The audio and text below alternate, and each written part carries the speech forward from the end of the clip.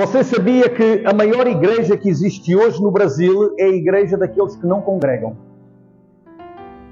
Pessoas que conhecem o Evangelho, pessoas que ouviram falar do Reino, mas pessoas que pararam de congregar numa igreja. Acham que em casa Deus está em todo lugar, eu não preciso ir na igreja, eu não preciso estar em outros lugares. Em casa Deus também está comigo. E é uma moda, vamos dizer assim, que está cada vez se alastrando mais. E as pessoas não têm ideia que igreja, na realidade, quando nós somos um corpo, o corpo não funciona com os órgãos separados. Se você tirar um fígado fora, ele morre. Ele não pode estar separado. Ele não vai deixar de ser fígado, mas se tirar fora do corpo, ele não é mais produtivo, não serve mais para nada. Quando o pastor Sidney pediu para eu trazer uma palavra, a minha esposa olhou para mim e disse assim: não vai falar de doutrina, não vai falar de exortação, leva outra mensagem. Mas para quem é pastor, a gente que pastoreia, é a nossa tendência, né, pastor Sidney?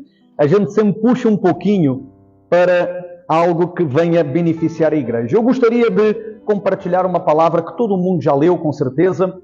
Evangelho segundo de Jesus Cristo, segundo escreveu Lucas, no capítulo de número 15. Evangelho de Jesus Cristo, segundo escreveu Lucas, capítulo de número 15, versículo de número 8 e 9 apenas. Esse capítulo vai trazer 3 parábolas. A parábola da ovelha, né, que é perdida no deserto, a parábola da dracma perdida, e finaliza o capítulo com a parábola do filho pródigo, aquele filho que se perdeu. Não estava perdido, mas escolheu se perder. Mas eu queria atentar apenas para a parábola da dracma, uma parábola que muita gente já ouviu, com certeza já escutou muitas mensagens, mas vamos ler este texto com atenção para ver o que eles nos falam. Diz assim: ao qual a mulher que, tendo 10 dracmas, se perder uma dracma, não acende a candeia e varre a casa e busca com diligência até achar. Obrigado. E achando-a, convoca as amigas e vizinhas, dizendo-lhes: alegrai-vos comigo, porque já achei a dracma perdida. Se você reparar para este texto, eu te pergunto, quantas dracmas ela tinha? Quantas dracmas ela tinha? Me ajuda. Quantas? 10 dracmas. Ela tinha, desculpa que eu tenho o hábito de perguntar, eu gosto assim de interatividade. Então, ela tinha 10 dracmas. Ela perdeu uma. Com quantas ela ficou? Com 9. Ainda tinha 9. Afinal de contas, ela perdeu a dracma dentro de casa. Será que havia tanta urgência de começar a procurar, já que estava dentro de casa? Ela não poderia talvez dizer assim: não, deixa para lá, um dia destes eu acho, porque está aqui dentro de casa. A dracma não vai sair andando. Mas você vai ver que esta mulher, no momento que ela se dá conta de que ela perdeu uma dracma das 10, mesmo tendo 9, ela não vai parar, ela vai tomar a decisão de procurar por essa dracma. E aqui nós temos talvez uma das maiores lições para você e eu permanecermos firmes na fé até à volta de Jesus. É que muitas vezes, ao longo da nossa caminhada cristã, nós vamos sofrendo ou passando por situações que têm a tendência de nos fazer perder dracmas. E essas dracmas que nós vamos perdendo, elas vão nos enfraquecendo. Quando eu perco uma, eu ainda tenho 9. Mas depois eu vou perder mais uma, passa a 8. E depois eu vou perder mais uma, passa a 7. E depois eu vou perder outra. Até que vai chegar um dia que não há mais dracmas para perder, porque afinal de contas, todas já se perderam. Quando você lê este texto de dracma, eu poderia dar nomes às dracmas. Eu poderia dizer para ti assim: a dracma da oração, a dracma do jejum, a dracma da leitura da Bíblia, a dracma do perdão, a dracma do amor ao próximo. São coisas que nós temos na nossa vida que, à medida que o tempo passa, Se nós não tivermos cuidado dentro de casa, dentro da igreja, a gente vai perdendo. E é por isso que muitas vezes você encontra, até aqui na cidade de Cunha Porã, muitas pessoas que vão dizer: eu sou ex-obreiro, ex-membro, ex-evangélico, ex-isto, ex-aquilo. Antigamente nós ouvíamos muita frase do católico não praticante. Lá em Portugal nós temos muito isso. A pessoa, quando a gente pergunta: tem religião? Sou católico não praticante. Em outras palavras, eu uso o argumento que sou católico, mas não pratico. Hoje em dia nós temos o evangélico não praticante. Nós temos o protestante não praticante. Nós temos o crente, para nós assembleianos, não praticante. São pessoas que conhecem a palavra, mas chegaram ao momento em que a riqueza que elas tinham foi perdida. Dentro da história da dracma, tem alguns teólogos que vão dizer que as 10 dracmas eram importantes, ela não podia perder nenhuma, porque era com essas dracmas que iriam fazer uma espécie de um colar que iria ser usado no casamento. Se isso é realmente um fato comprovado ou não interessa para a história aqui. O que interessa nesta história é a atitude da mulher ao se render conta de que ela perdeu uma dracma. E o que é que ela vai fazer quando ela perde a dracma? Ela vai acender uma cadeia, uma luz, uma lamparina. E aqui, em cima desta parte da lamparina, da luz, da candeia, nós temos que... Eu quero fazer uma pergunta. Quem aqui já se vestiu no escuro? Para não acordar a esposa ou o esposo? Pode levantar a mão, gente. A gente não está aqui no interrogatório, não. Estamos num culto, amém? Olha para o irmão que está do lado, pode participar. Amém? A gente português é assim mesmo, tá? Então não leva a mal, não. Quem já se vestiu no escuro? Pronto. Quando você sai do quarto, entra na cozinha ou na sala, acende a luz, quantas vezes você não teve que voltar atrás para trocar de novo porque tinha alguma coisa que estava errada? Já me aconteceu de eu sair, vestir, pensar que estava a pegar um paletó, o terno, e a calça era de uma cor, o paletó era de outra, uma meia de uma cor, um sapato de um tipo, o outro sapato era de outro, e aí eu chego, acendo a luz, e eu digo: meu Deus, está tudo trocado, tenho que voltar atrás. Mas porquê que isso aconteceu? Porque nós estávamos nos vestindo no escuro. Porquê que esta mulher não achou a dracma? Ela perdeu a dracma e não conseguia vê-la. Porque não havia luz na sua casa. A sua casa estava às escuras. Hoje nós temos o benefício da eletricidade. Na época de Jesus, na época desta parábola, as casas eram feitas de argila, de barro, de muitas vezes tijolo queimado, e elas não tinham iluminação. A única coisa que essas casas tinham eram umas aberturas em cima para onde saía a fumaça e para onde o ar circulava. Era a casa. O chão era terra batida. Então você vê que a primeira atitude dessa mulher é o quê? É trazer luz para dentro daquela casa, para que então através dessa luz ela possa encontrar aquilo que ela perdeu. E quando nós lemos esta parte que ela precisava de luz, o que é a luz? Ou a luz, o trazer a luz, é nós nos aproximarmos de Deus. É nós nos aproximarmos da palavra.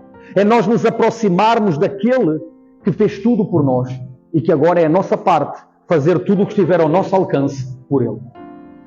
Quando você se aproxima de Deus, coisas que você não enxerga antes, você começa a enxergar depois. Quanto mais eu me aproximo da luz, mais eu enxergo detalhes que eu não enxergava. Se eu estiver num ambiente lusco-fusco, não é escuro, mas um ambiente com uma pequena luz, uma luz mais fraca, talvez eu não veja uma nódoa. Aqui no Brasil fala nódoa? Uma mancha? Cadê a minha esposa para me ajudar? Nódoa. É nódoa? Fala nódoa. Talvez você não enxergue uma nódoa na sua camisa, na sua calça, porque afinal de contas é apenas uma tonalidade diferente. Mas quando você chega perto da luz, a nódoa se torna muito visível.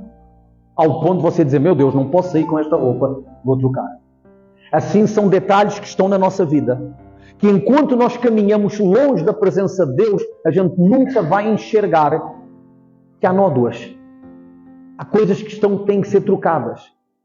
E isso é a particularidade da luz. Isso é a particularidade da palavra de Deus.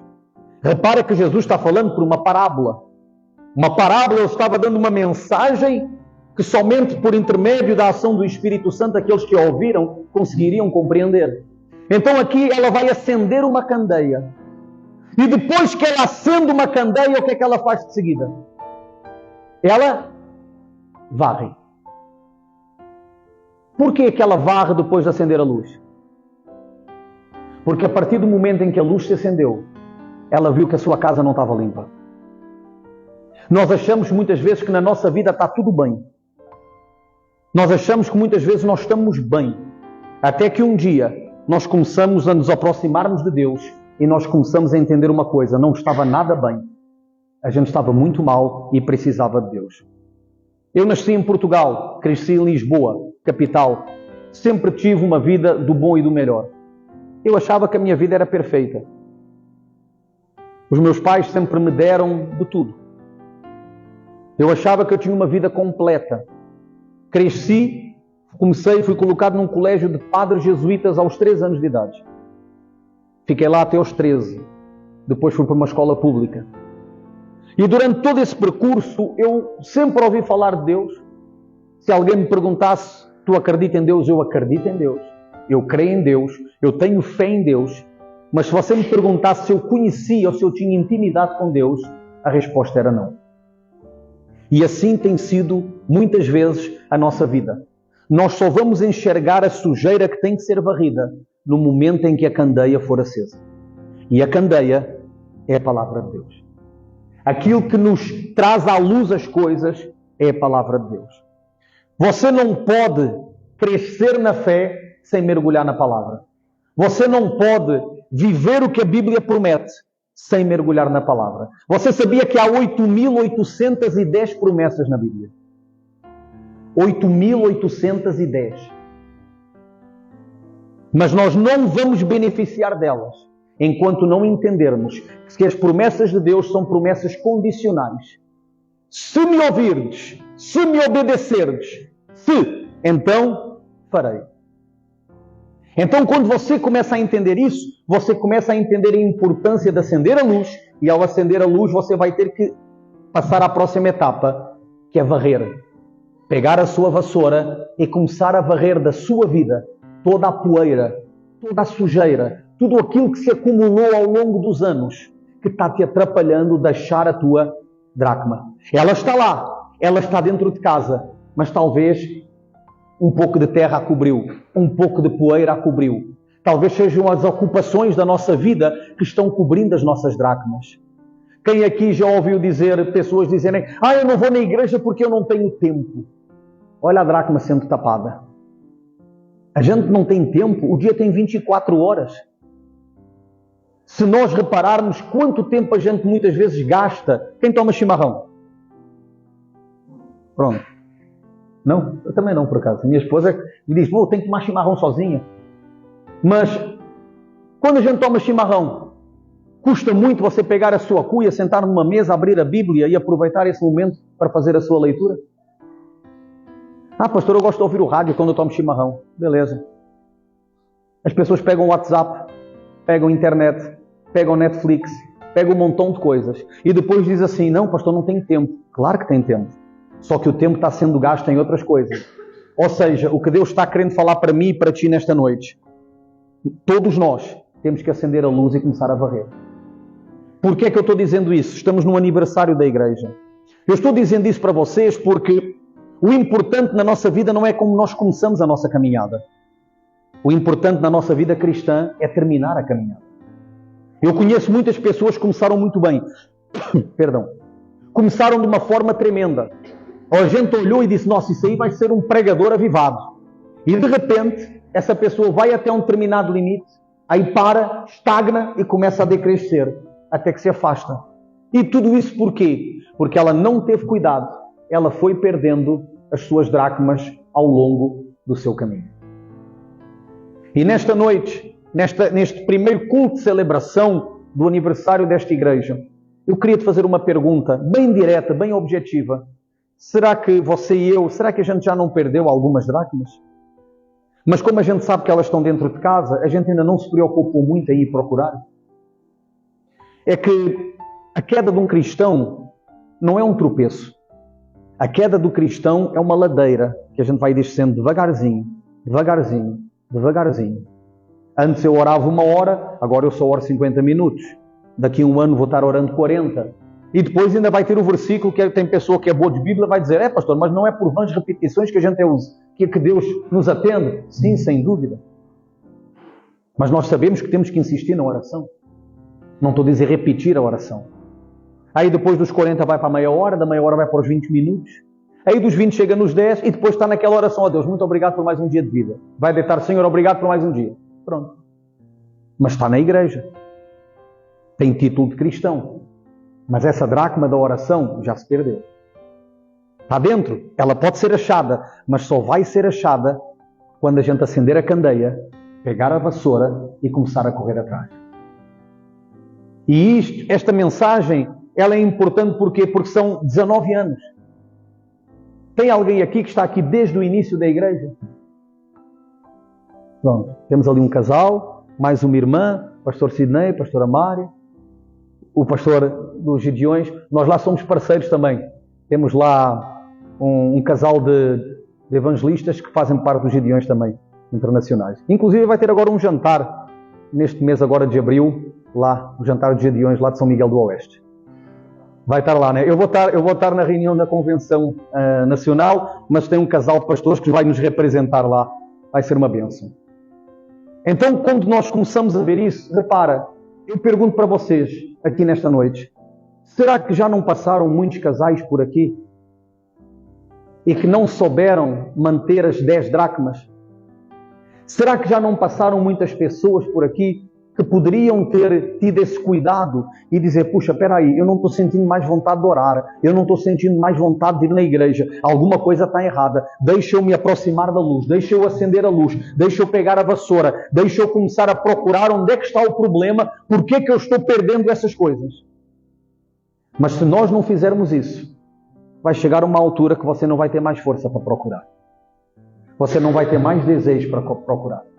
A gente vai acabar por se acomodar com a situação e achar que tudo isso é normal. Essa é a grande verdade que nós estamos vivendo nos dias de hoje. E quando nós entendemos isso, então nós compreendemos que há uma necessidade urgente de nós nos aproximarmos da palavra. A palavra de Deus, ela é viva. A palavra de Deus, ela é poderosa para mudar a tua história. Nós vemos muitas vezes agora um cristianismo de muito movimento, muita manifestação, muito, lá, estou sentindo, estou chorando. Amém, tudo isso é importante. Mas deixa eu te fazer uma pergunta. Quando o Espírito Santo pairava sobre as águas, sobre a face do abismo, a criação já tinha começado? Está lá em Gênesis, capítulo 1. Não. Havia o movimento, o mover do Espírito Santo, mas não havia criação. A criação começou com quando? Quando a palavra foi liberada.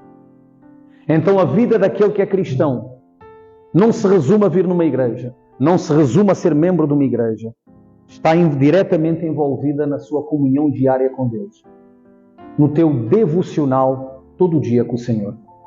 Separa do teu horário. Separa do teu dia 1 hora. 1 hora é suficiente. Você tira um período para ler a Bíblia e um período para orar. Você vai ver que no início o hábito demora um pouquinho para se consolidar. Dizem alguns psicólogos que é 21 dias. Tem outros que dizem que é 30. A gente nunca sabe o que é que eles falam, se é 21, se é 30, não interessa. Mas a verdade é que ao final de 1 mês ou 2, você tendo esse hábito, se torna tão normal que você sente falta se não fizer isso. Quem aqui já foi ou vai na academia? Ninguém? Vai na academia? No começo foi fácil? Depois que pegou o jeito, é gostoso? É. Agora experimenta parar durante 2 semanas ou 3, tu vai ver. Nunca mais tem vontade de voltar. Porquê? Porque a gente se acomoda. Eu estou falando isso porque a minha irmã está lá em casa, veio de Portugal. A gente mora no 4º andar, não tem elevador. Quando a gente subiu com as escadas, eu subi com as malas, quando a gente chegou lá em cima, ela estava assim. Eu pensei, meu Deus, vai morrer agora, vai subir para a glória. Subi 4 andares, gente. Mas muitas vezes a gente vive uma vida sedentária, fisicamente falando. E espiritualmente, será que a gente não está tendo uma vida sedentária também? Eu não quero constranger ninguém, não vou pedir para você levantar a mão. Mas você tem jejuado?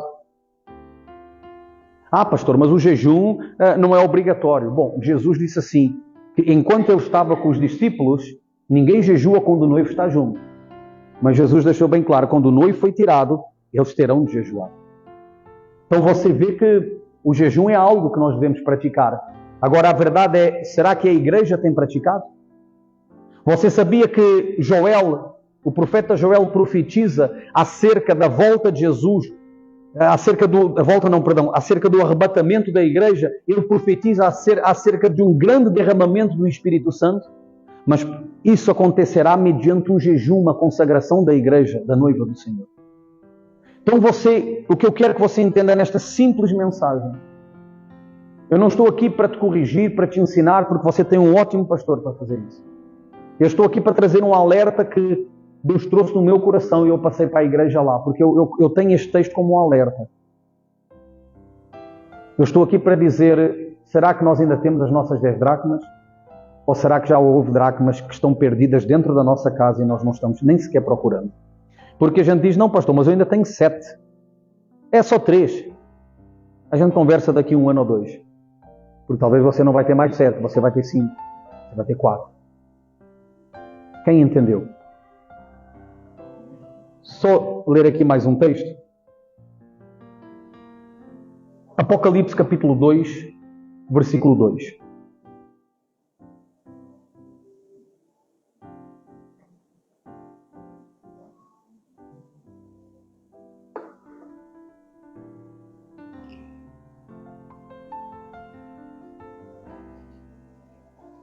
Para encerrar,